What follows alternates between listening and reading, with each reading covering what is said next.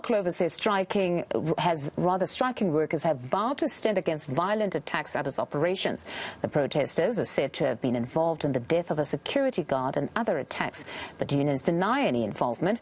Workers are striking over planned retrenchments and pay cuts. Clover has been in talks with Labour Minister Thulas Nxesi to find a solution to the crisis. Now, for more on this, we're joined by Clover spokesperson Steven Velthuysen. Steven, good afternoon. Thank you very much for your time. I spoke to Gewusa just a bit earlier. I hoped actually I could have both of you at the same time. Quite a lot of allegations coming from there. But most important, though, it seems you guys are making progress. Those that were laid off, there's some sort of an agreement now to bring in at least 700 back. Am I correct? Is this the case?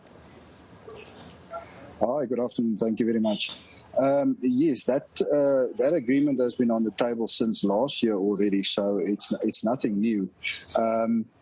It's early days to say there is an agreement. We've met with the unions and the minister on Monday night. We had marathon discussions about potential settlement. I am actually speaking to you from the venue. We are meeting today again to see whether we can come to a final agreement on all the proposals set on the table. So that was one of the issues that was on the table and which we discussed, but we have no formal acceptance by the unions. But we hope that today we can put an end to this.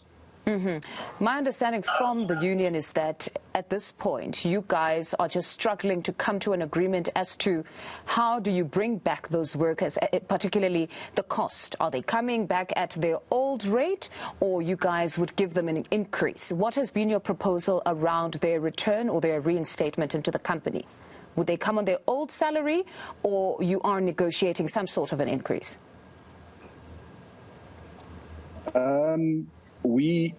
We offered to take them back on the terms that obviously on the new terms, but it's important to also note that we also offered them to pay the difference of their old salary versus the new salary as a lump sum for a period of 6 months.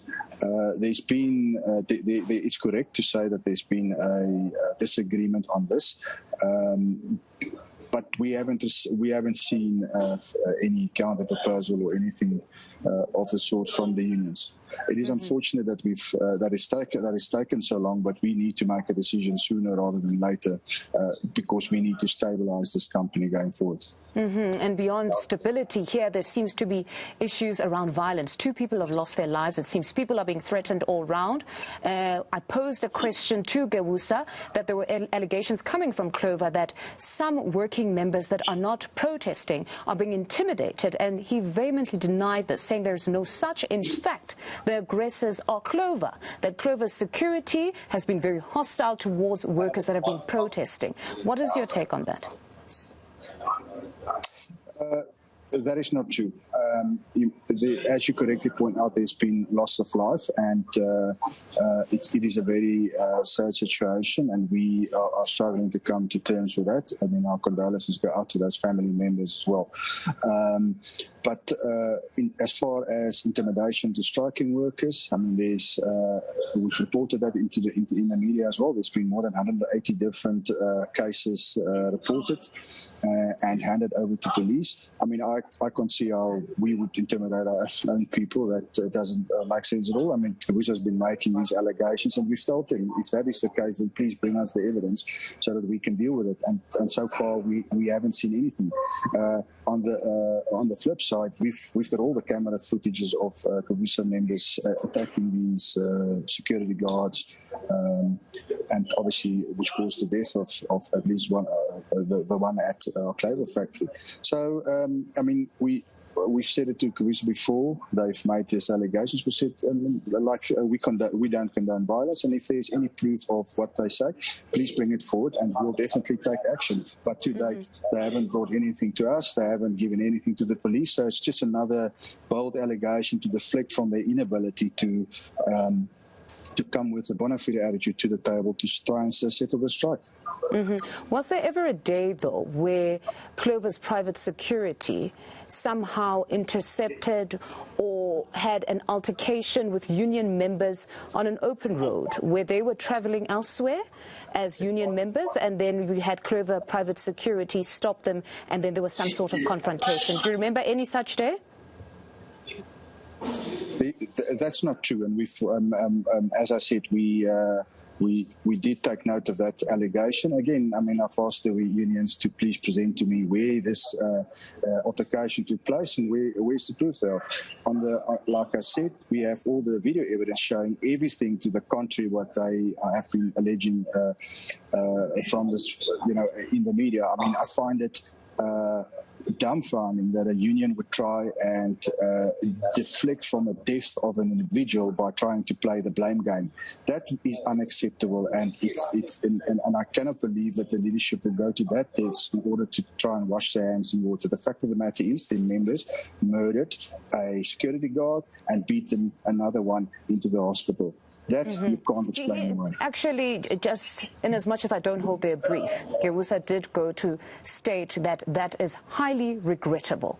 He spoke extensively on that should have never happened. It's something that they condemn, and violence as a whole they condemn, that they want to commit to peaceful protests at this point, that their strength is in their numbers, where they actually bargain, not to fight at any cost. So they, I must state, in as much as they're not here, that they did state and stress that point, that this is highly regrettable. This was a family man, a father, a partner, and loved by many, including his colleagues. That should have never happened. But beyond that, he went on to state that the deceased, particularly Mr. Tuck, that the deceased was also a person that they believe should have never been hired, insofar as them talking about his past employer. They said that he was somebody that worked under apartheid.